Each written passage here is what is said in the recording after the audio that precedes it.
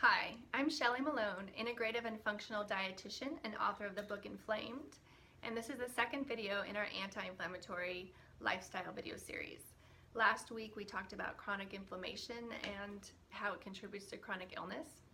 And today we're going to talk about gut health or digestive health, why it's so important, and how it can be at the root cause of your issues, even if you don't have what you would consider as digestive or GI symptoms. And I will say this was one of the hardest things for me to wrap my head around when I was first diagnosed with rheumatoid arthritis and pursuing more progressive options to healing outside of what I had learned in my conventional training. It just wasn't connecting for me that, yes, I had horrible joint pain and I had horrible fatigue, but I did not have GI issues. So what does my digestive system have to do with any of this? So I'm hoping that I can connect the dots for you today. This is another one of those hot topics. We're hearing about gut health and probiotics daily. People are sipping kombucha.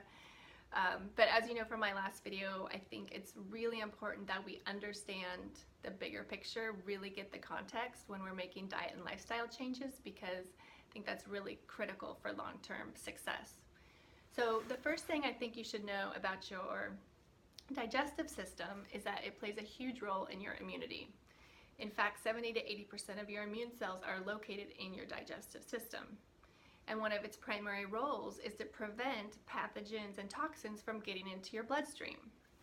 And to do this effectively, it has to have an intact kind of protective lining, your gut lining. So think of a healthy gut lining woven tightly like a piece of cheesecloth, right? But what can happen is insults can occur that can come from various diet and lifestyle, past medical history issues that can start to get holes in that lining and make it more permeable. So this is what they're talking about when you hear of leaky gut, or maybe you've heard of intestinal hyperpermeability. And when this happens, it's much easier for these toxins to get into your bloodstream.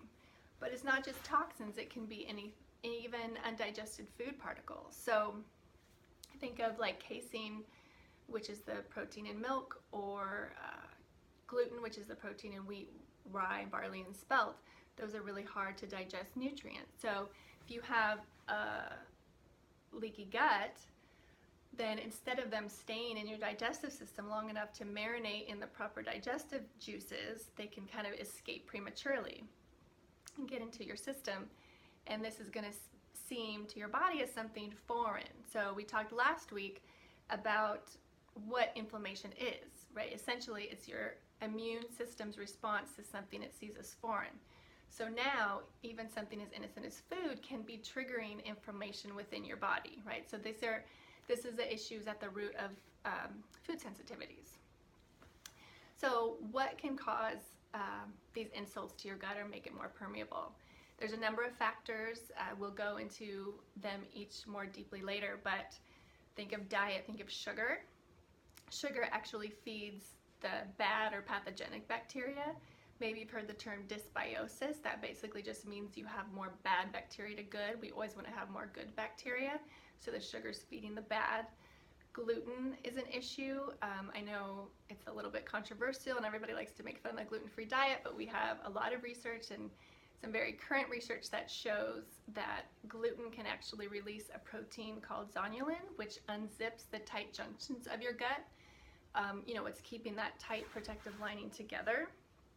Everyone's response to that's going to be a little bit different, but it is a factor.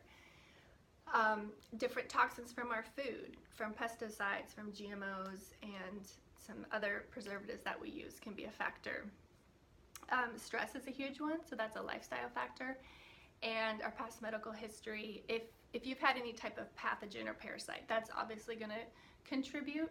You may know about that, you may not know about that, so that's something that a functional medicine practitioner can help investigate. And medications are an issue. So something like NSAIDs, we talked about those last week, non-steroidal anti-inflammatory drugs can play an issue. So not only are they not getting to the root cause of your inflammation, they also can cause insults to your digestive system, which is a huge part of your immunity. A couple other things that I think are really important to know is that 95% of your serotonin and 90% of all your neurotransmitters are located in your digestive system. So it plays a huge role in your brain health and your cognitive and your mood issues. You've probably heard of the gut-brain connection. There's also the gut-skin connection. For a lot of the reasons we've already talked about, skin issues are directly related to the health of your gut.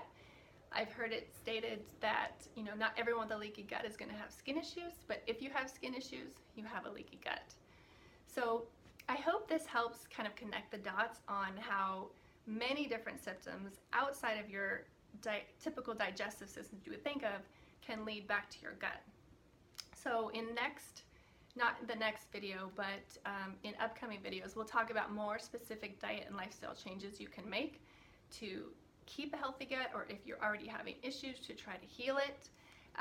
If you want to jump ahead, you can check out my book, Inflamed. It's available on Amazon, and I walk through kind of a step-by-step process on foods that help fight inflammation, including improving gut health. I also do nutrition consulting. You can find out more at ShellyMalone.com. And if not, you can just stick with me here.